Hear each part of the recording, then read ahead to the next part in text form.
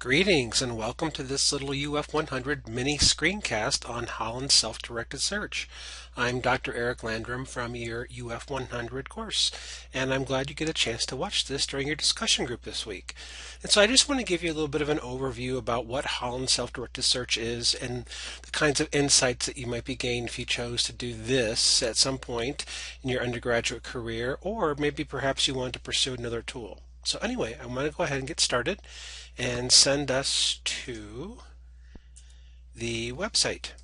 And so this is, and by the way, you also viewed this during the President's Day screencast as well, but I just wanted to dig a little bit deeper for a couple of minutes and kind of show you some things. And I actually want to show you a sample report that I did 7 or 8 years ago.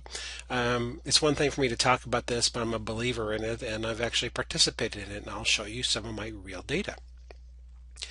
So anyway, here is the website for the self-directed search. You can see the URL up here if you want to explore it yourself, or just do a Google search on self-directed search and you'd find this website pretty quickly.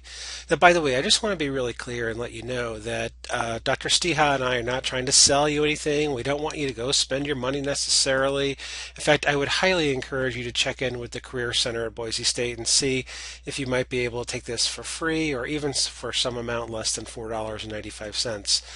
It's a really interesting tool. Whoops, clicked too much.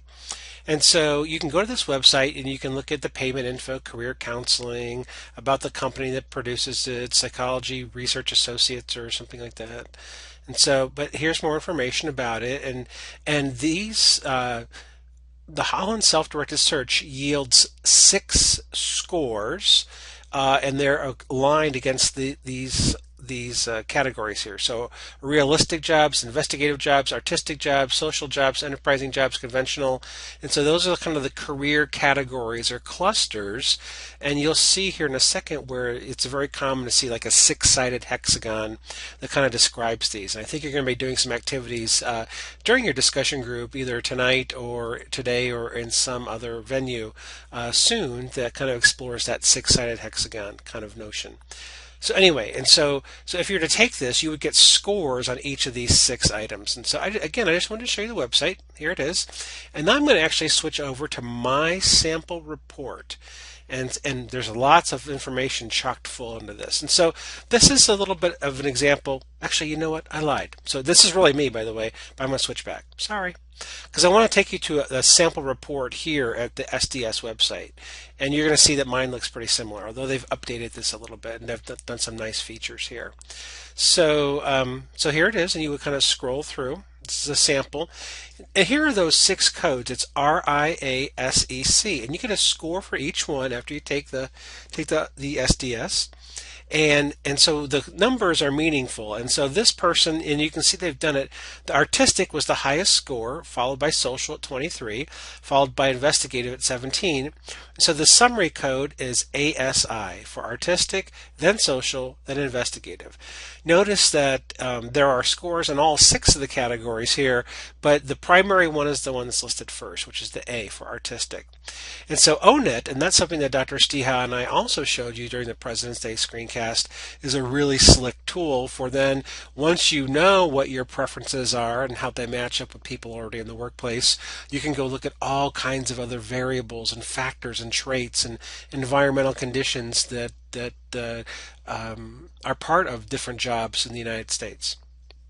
So anyway, I'm going to scroll down and then we'll actually peek at that. So you would figure out if you have to, so this person and this sample was ASI. When we look at mine, those aren't going to be my 3 primary letters, and we'll see that in a second. And so as we would scroll through something like this, they give you lots of great information. And so what is it? Here's that 6-letter code, RIASEC. It gives you a detailed description of each of the 6. And so let's look at artistic for a second, since this was the most prominent trait from this person's sample SDS. Artistic people like artistic careers such as composer, musician, and so on. The A type usually has, that's A for artistic, usually has artistic skills, enjoys creating original work, and has a good imagination. Described as complicated, disorderly, emotional, expressive, and so on and so forth. And so you can really get some deeper insights into what that might mean for you. This isn't diagnostic in the sense of, well, if you're an A, this is you. Again, a test is as good as any other type of situation. As honest as you are in the test, probably the more insightful the results will be. But these results don't tell you about who you are. They tell you about preferences that you might have in the world around you. You get to control you, and that's a great thing. All right, so we scroll down and so you get the 6 RIA SEC codes, and here's that hexagon that you see pretty fairly often throughout the SDI literature. This report kind of customizes, look how it says your interests are mostly a combination of AS and I. If you took this, it would be you, whatever your 3 letters are. What's included in the report, what careers have you daydreamed about. Now here's where it gets really kind of cool.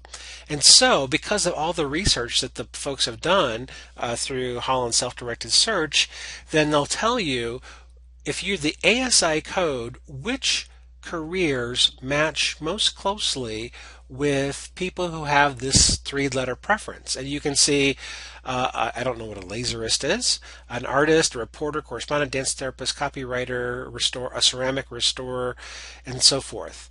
Now, if the letters were, maybe S and I were really close, so they'll give you those reversed. They'll give you all kinds of different combinations here with A, S, and I.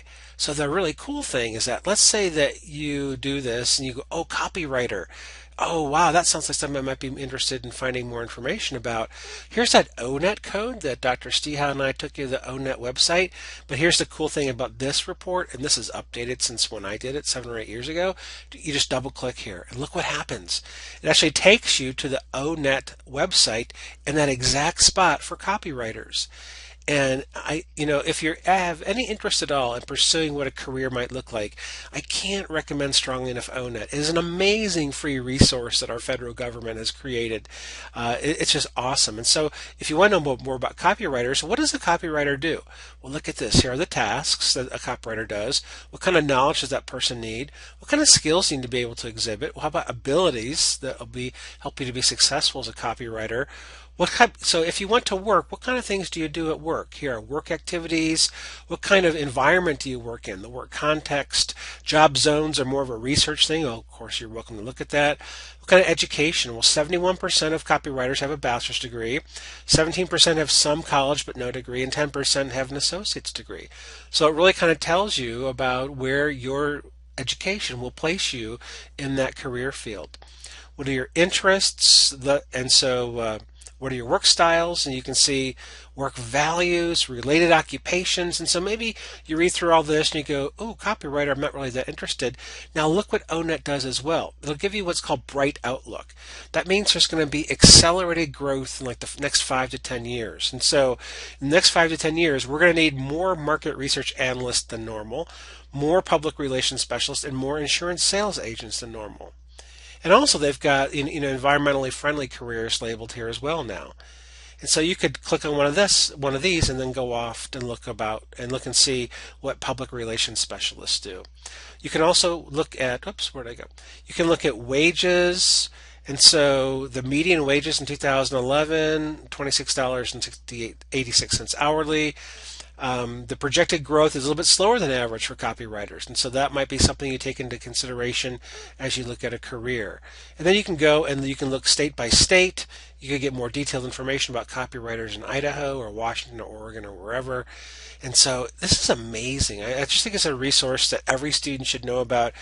Whether you're going to go on to graduate school or more education after your bachelor's degree, most people eventually want a job in some field, and this is just an amazing opportunity to find out more and just really dig deeply into those careers. Sometimes we have these stereotyped fantasy types of ideas about what it's like to be a firefighter or a police officer or a lawyer or a psychologist even, because we get these from TV shows. And so this is a nice slice of reality for people. So I just wanted to show you that.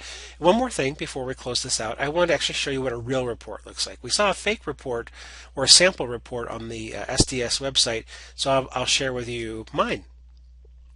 And so I did this, like I said, 7 or 8 years ago. I think back in 2006, I was writing a book for psychology majors about career paths and, finding a good job with your bachelor's degree in psychology.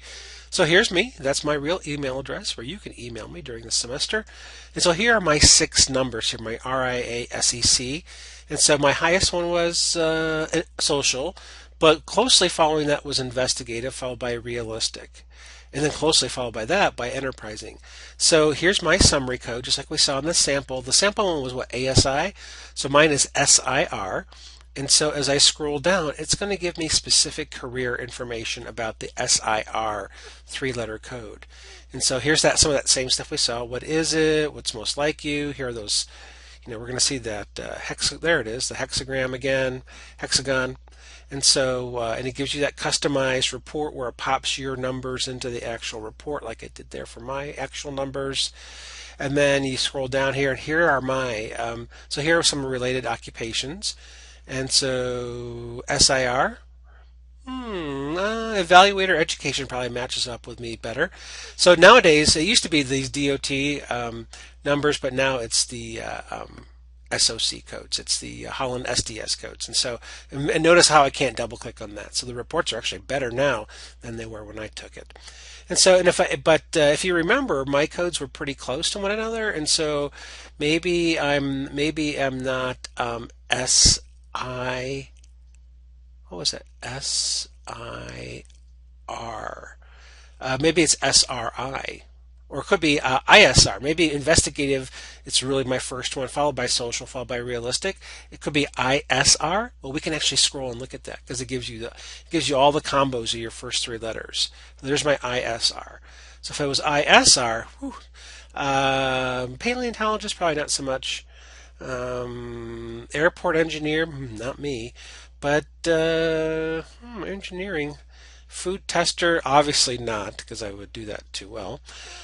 Too much of the time. So anyway, so that's the kind of idea here. And so this might give you some insight. And maybe you start clicking around and you start finding more out about possible careers.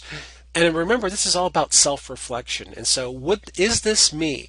Or do those sound like the work skills and abilities I would like to acquire? Is that an environment I want to work in?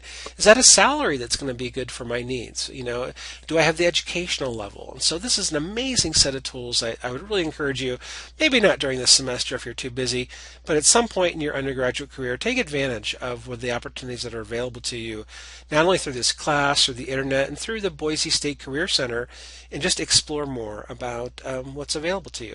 Anyway, that's it for me, and I'm going to turn it back to your discussion group leader.